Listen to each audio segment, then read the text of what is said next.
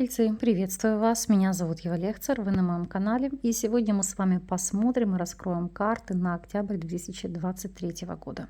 Сделаем акцент на том, что вам необходимо запланировать, ну и в принципе посмотрим событийный ряд, что же вас ожидает в течение этого месяца.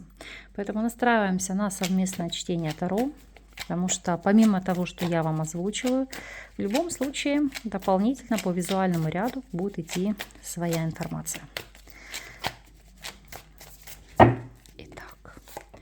Общая энергия месяца, что вас ожидает в плане работы, финансов, здоровья, личной жизни и рекомендации от карт. Арканы видны? Приступаем. Общей энергии месяца. У вас здесь ложится девятка жезлов. Это выстоять. Выстоять перед любыми страхами, перед любыми какими-то невзгодами. Это ситуация защиты. И для вас, обратите внимание, лучшая защита – это нападение. То есть возьмите себе это как за лозунг, за девиз в рамках этого месяца. То есть нужно будет в жесткой форме отстаивать свои интересы. Конечно же, это карта, которая может у нас показывать любую сферу жизни. Мы с вами проясним и посмотрим, для какой ниши она будет в большей степени актуальна. И здесь, если мы посмотрим, аркан падает влюбленный. Конечно, если смотреть, это в принципе отстаивать свой выбор, свое видение, свои принципы, свое желание, потому что влюбленный это также выбирать. Ну и, конечно же, это отстаивать личные границы во взаимоотношениях с другими людьми. И не обязательно это вопрос личных связей. Это сама по себе ситуация, когда вы можете отстаивать свои позиции в деловых взаимоотношениях, в социальных, дружеских, ну, конечно же, взаимоотношения с вашими близкими, родственниками. Ну, а в целом здесь это бороться. Бороться, отстаивать и защищать то, чем вы обладаете, то, чем вы владеете. Отстаивать свой выбор. Если смотреть ситуацию с точки зрения работы и заработка, у вас здесь ложится рыцарь мечей. Ну, вот то, что я говорила, через конфликт, через прояснение взаимоотношений, у кого-то на повышенных тонах. Ну, то есть, если вам, извините, садятся на шею, да, пытаются там нагрузить теми обязанностями, которые не входят в вашу должностную инструкцию, то, видимо, нужно уже бы каким-то образом коррелировать эти взаимоотношения и показать свой оскал, показать свои зубы. Будем смотреть, о чем же говорит этот аркан для каждого из вас. В первую очередь будем смотреть и анализировать ситуацию для тех, кто у нас с вами не работает и работать не может. Здесь рыцарь мечей и шестерка монет – это как в какой-то жесткой форме отстаивать те дотации, те выплаты, которые вам положены, та помощь. Может быть, для кого-то материальная помощь, для кого-то пенсии, субсидии, дотации, помощь по потере кормильца. То есть здесь у каждого свое, неважно, что конкретно.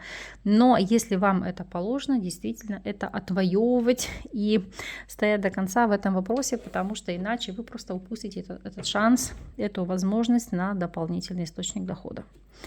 Если рассматривать ситуацию для тех, кто у нас является соискателем,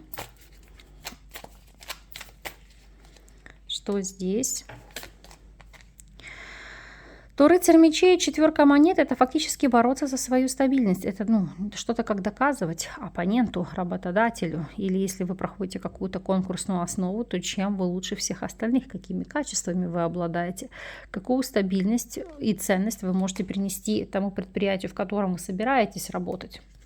Если же смотреть в целом, то восьмерка чаш показывает, что вы будете по-прежнему в поиске, потому что если оценивать эти арканы, рыцарь мечей и четверка монет, они указывают на какой-то конфликт, на разность интересов. То есть это ситуация, когда вам обещали одно, вы пришли, например, проходите стажировку и с первого же дня понимаете, что это совсем не то пальто, не то, что вам обещали, и не то, что в принципе описывали. Поэтому по восьмерке чаш это уйти восвояси, потому что не устраивает вас текущее положение вещей. Если смотреть ситуацию для тех, кто у нас является наемным сотрудником, то рыцарь мечей и семерка чаш – это конфликтные ситуации по причине, знаете, как неправильно заданного вектора движения или позиция работодателя или вашего начальника «стой тут, иди сюда». Когда вам одномоментно дают разноплановые задачи и просят выполнения их еще даже раньше срока, а при этом возмущаются, почему вы все не успеваете, то вот здесь это как обозначить, что, как, в каком объеме, количестве, в какой последовательности вы будете выполнять. И опять же четко обозначить, что вы там не мальчик или девочка для битья, а действительно... Вот смотрите, видите, за снеговиком прячется девочка, что вы не позволите работодателю прятаться за какими-то выдуманными, я не знаю, там, правилами или, допустим, необъятными иллюзорными планами, которые под собой не имеют никакой почвы. То есть здесь нужно четко понять, что вот этим вас не напугать и не удивить. Вы должны четко понимать четкость постановки задачи, постановки вопроса, то есть и как это реализовать. Вот когда у вас будет четкое понимание действий, конечно же, вы свернете горы. Если смотреть ситуацию для тех, кто у нас владеет собственным бизнесом, что же здесь у вас? У вас рыцарь мечей, 4 жезлов, это все стабильно, но вместе с тем.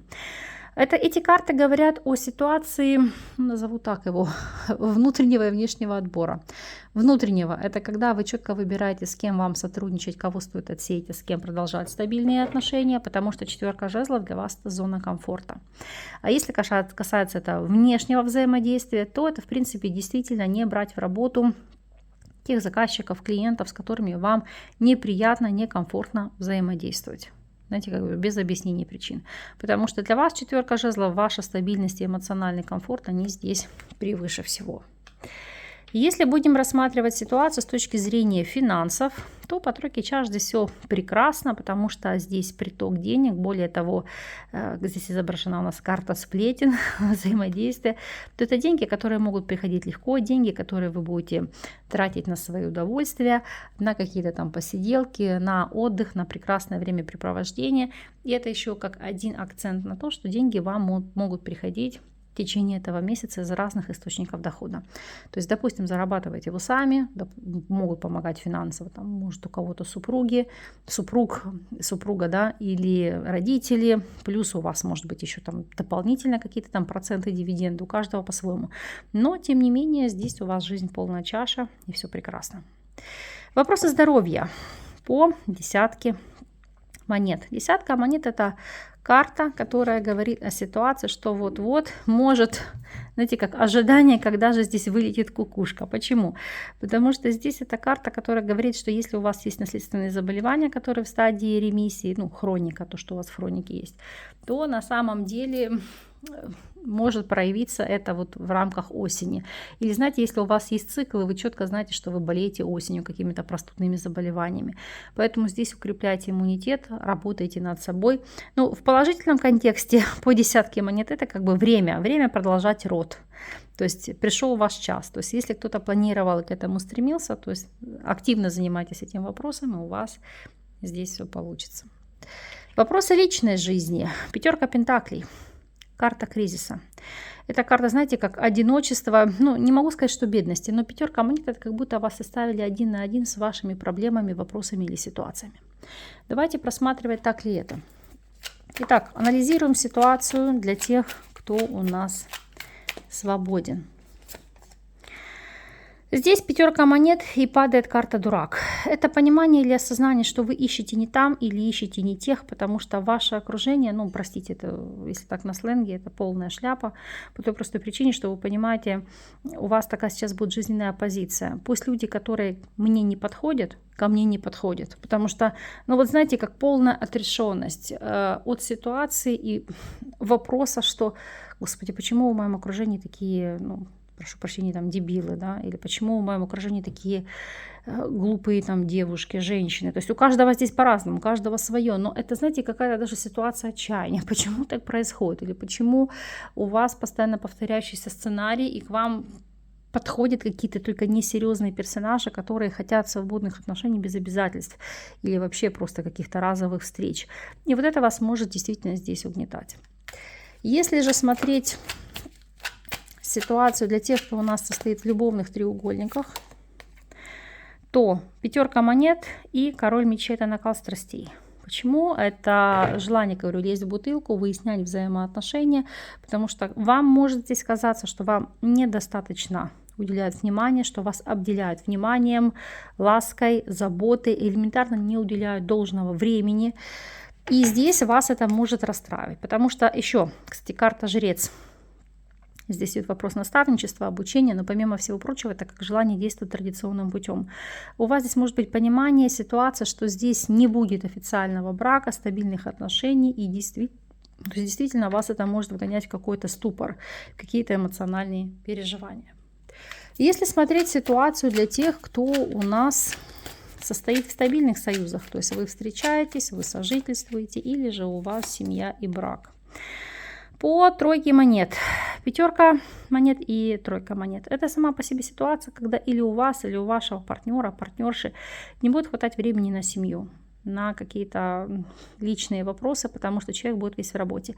Это также может быть, знаете, как ситуация отчаяния, потому что, из-за работы человек может уехать в рабочую командировку, вы можете здесь его не видеть, а вам очень хочется, видите, по тузу чаш, внимания, подарков, эмоций, взаимопонимания, поддержки, а вы в рамках месяца этого не будете получать. Конечно же, в свою очередь, это у вас будет вызывать вот такие вот негативные эмоции. И ощущение, что ваш партнер или партнерша замужем за работой или женаты на работе. И вы ощущаете себя одиноко, как один на один со своими проблемами, вопросами и ситуацией. Но имеет ли смысл здесь вам отчаиваться? По аркану маг вы понимаете, ради чего все это делается. Какое будущее вам это сулит. И, как говорится, куй железо пока горячо. Маг об этом и говорит, что нет смысла опускать руки, это вопрос временных каких-то событий или переживаний. Совет по ситуации. У вас здесь ложится башня. Не так страшно падать. Важно найти в себе силы подняться. И башня – это как прямой указатель на эти моменты. Поэтому не бойтесь каких-то, не то чтобы неудачных проектов, не бойтесь ошибок, не бойтесь провалов. Не ошибаются только те, кто ничего не делает. И вам это важно понять. И даже если вы боитесь что-то начать, или, может быть, в какой-то ситуации выглядеть глупо, не бойтесь. Даже какой-то малейший провал для вас как бы не сыграет роли. Потому что здесь это наработка вашего опыта, ваших знаний, ваших каких-то личностных качеств. Единственное, о чем предостерегает и пытается уберечь вас аркан башни, что будьте осторожны в вопросах отдыха, потому что, как вы видите, это могут быть травмы, чрезмерных физических нагрузок, в особенности, если вы профессионально занимаетесь спортом. Ну и в целом, берегите свое состояние здоровья и иммунитет. А мы с вами смотрим на неожиданность периода. О чем у нас здесь идет речь? Солнце, якорь и карта крысы или мыши. Дно колоды у нас падает карта Луна. По этим арканам это как конфликтная ситуация на работе, в бизнесе, это попытки прояснить эти ситуации, понять, кто там чем недоволен, что происходит, потому что Луна это в первую очередь, в связках с этими картами, как открыть или вскрыть неискренность, какие-то интриги, какие-то проволочки в отношении вас. И пытаться эту ситуацию решить. В большей степени эта ситуация будет характерна для девушек и женщин. Но вот карты Аист, Башня и Корабль указывают на ситуацию, что вы сможете легко решить эти проблемы. В особенности, если это касается вопросов подтверждения квалификации, прохождения экзамена, каких-то проверок. Потому что здесь на официальном уровне, как доказать свою правоту, уровень ваших знаний, уровень вашего профессионализма. И спокойно двигаться в этом направлении. Месяц может быть в чем-то и непростой, но посмотрите, у вас крайне продуктивный. И закроем мы вам его таковыми арканами, чтобы все шло для вас только со знаком плюс. Вы, пожалуйста, по прошествии периода дайте знать, напишите мне, как вам отозвалась эта информация, резонирует ли она с вами и, в принципе, какие перемены у вас произошли в рамках этого периода. Буду крайне вам признательна за обратную связь и вашу коммуникацию. Благодарю вас за ваши лайки, комментарии, донаты, за ваши подписки. Если вы еще не подписались, обязательно это сделайте, и вы будете в курсе всех видео, которые меняют вашу жизнь в лучшую сторону.